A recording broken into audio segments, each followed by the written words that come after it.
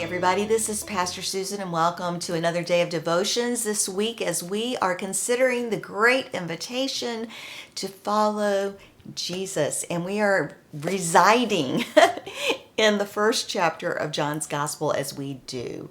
And we've been thinking about what does it mean to be doers of the word? What does it mean to be accountable to each other in numbers, not being lone rangers in following Jesus? And what does it mean to be filled with the Spirit and set apart for a specific ministry? All of those things we have considered this week just in these very few verses of the first chapter of John's Gospel. We're going to continue today, and I'm going to kind of layer it with what we've already done. We're going to begin with verse 35 and read through verse 39. Listen to these words. The next day, John again was standing with two of his disciples. As he watched Jesus walk by, he exclaimed, "Look, here is the Lamb of God." The two disciples heard him say this, and they followed Jesus. Now we pick up. When Jesus turned and saw them following, he said to them, "Who are you looking for?" They said to him, "Rabbi," which means teacher. "Where are you staying?" He said to them, "Come and see." They came and saw where he was staying, and they remained with him that day. It was about 4 o'clock in the afternoon. Okay, so I want to ask us a question today. What are our motives? That's the theme. What is your motive? What are you looking for? Jesus asked these two disciples of John. What are you looking for? And then what do they say? "Oh, we want to know where you're going. We want to go where you're going. Where are you staying?" And Jesus says, "Come and see." So he offers them an invitation that they take up for themselves to come and see, and they spent the day with him. Now, as we continue with this, we find that the disciples of Jesus are invited, they're given that invitation, and that for the 12 that become his main group, each one of them doesn't give any kind of excuse. They just go.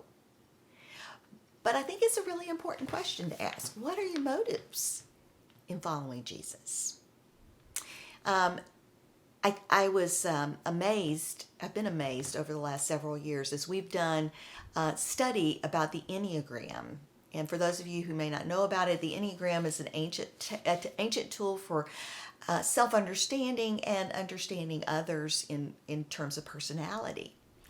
But one of the things that when you take the Enneagram inventory and try to discern which of the numbers of the Enneagram, there's 9 numbers, which one fits you most closely, the determining factor is always, what is your motivation? And then you have some self-discovery, because often our motivations can be less than pure. They can be self-serving. And for me, I find that seeing that dark side sometimes is very helpful to me in order to make those adjustments and those steps forward that lead me into a path away from pride and into humility, into recognizing my need for God. And that's hard sometimes to come in contact with. But Jesus from the very beginning is asking these two disciples, what's your motive? Why are you following me? Why are you coming? And then they say, we want to learn. Teacher, rabbi, that's what the word means. We want to learn from you. And so Jesus says, come and see. Come and see where I'm going. Come and see what life with God and with each other can mean. They're going to learn all about that. And you and I are offered that same invitation to come and see, to consider what it is that God is up to in our world and in our lives, and to what are we being called as followers of Jesus.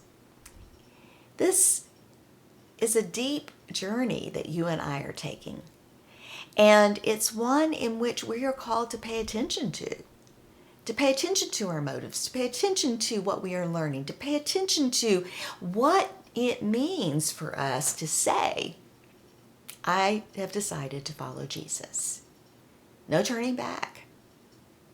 Because when we follow Jesus, it takes us to a path that is very different than the way and the path of this world. Are you ready? Come and see. Come and see.